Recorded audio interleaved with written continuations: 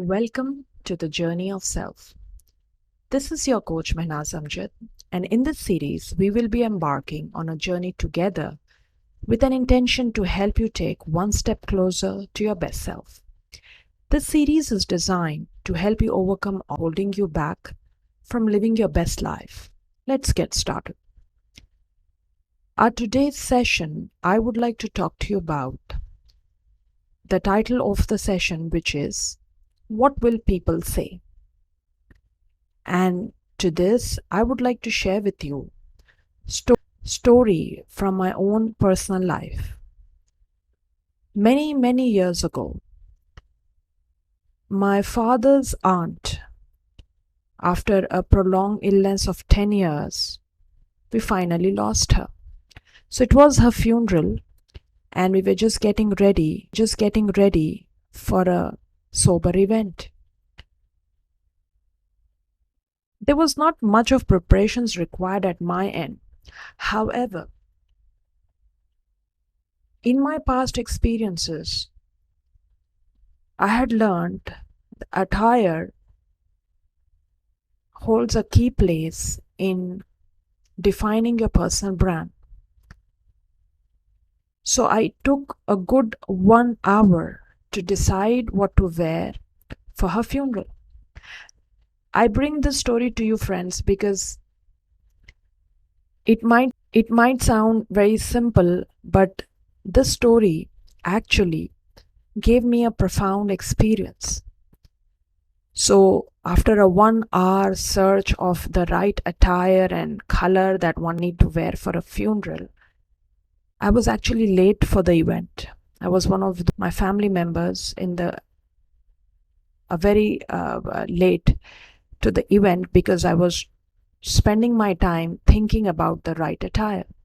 Why I was doing so?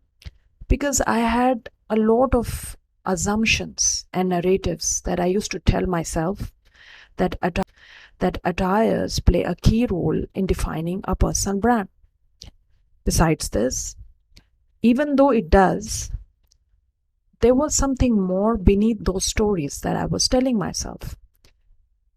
And it was about way back in my childhood, or maybe perhaps in my growing years, my own experiences that created certain lens and belief systems which made me hardwired to the thought, what will people say? Those filters that I would use for anything that I feel was very significant. So attending a funeral, it was like a very elderly person in our family has just passed away. It was a very significant event for me, and I was trying to ensure that it sync up with my assumptions of what will people say if I wear this, or if I wear some XYZ color or an XYZ texture of cloth. And I constantly was into useless analysis. Finally, after an hour, when I attended the event, as I said, I was a little late for it, but somehow I managed to. The event went on as usually how funerals go, and we were again back home in next 4 or 5 hours.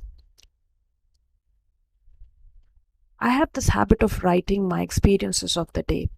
So that day, when I was writing my journal, I found a new learning for me. This was something that I was feeling all throughout when I was there. And it was about something I paid so much attention to. My thought process, the stories I was telling myself, the previous experiences I was recalling, the assumptions I made, and underneath everything, the principle of what will people say. So when I was writing my journal that day, many years ago, I realized not a single soul in the entire event had even few seconds to spare for me, to talk to me, or to even pay attention to what was won.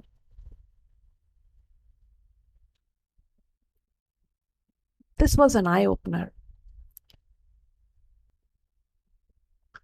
I constantly thought to myself, I was wasting a good 1 hour of my time into something so irrelevant just because I was constantly thinking, what will people say?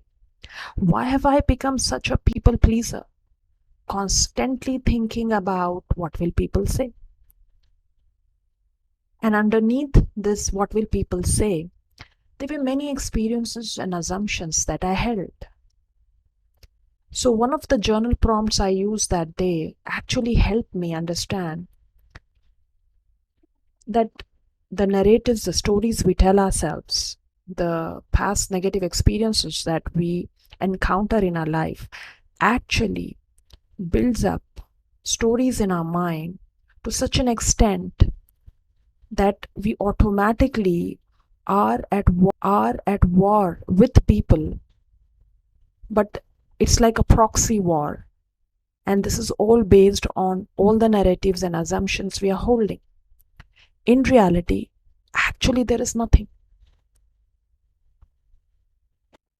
This a very insignificant event and a very insignificant incident brought a lot of wisdom to me. Even to this date, I think it's almost more than 15 years now, I still remember this and I am sharing this with you all because it has a lot of lessons. So the call to action for you is, if you are also caught up in your life with what will people say syndrome, remember this. Our assumptions and the stories we've been telling ourselves, the proxy war we hold with people without they not knowing it, are all based on certain past negative experiences.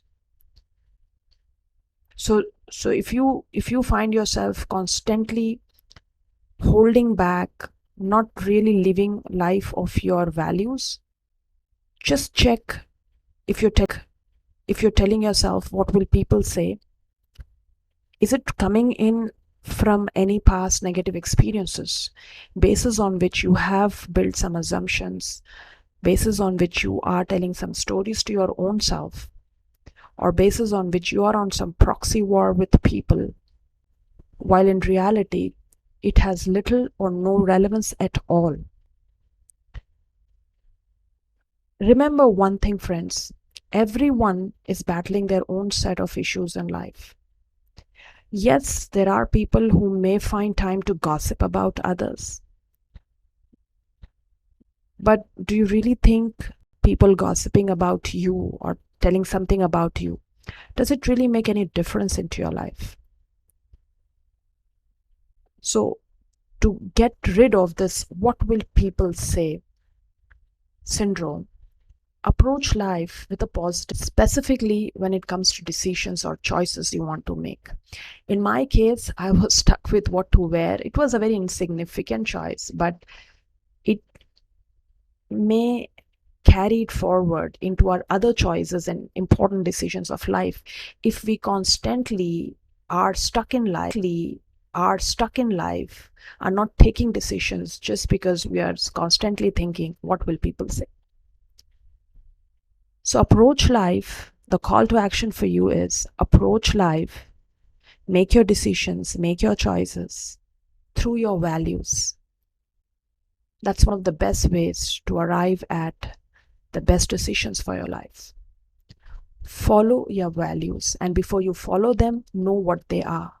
And values are things that matter to you the most. And then you will never find yourself ever chasing people or thinking, what will people say? Thank you for your time, and I'll talk to you soon.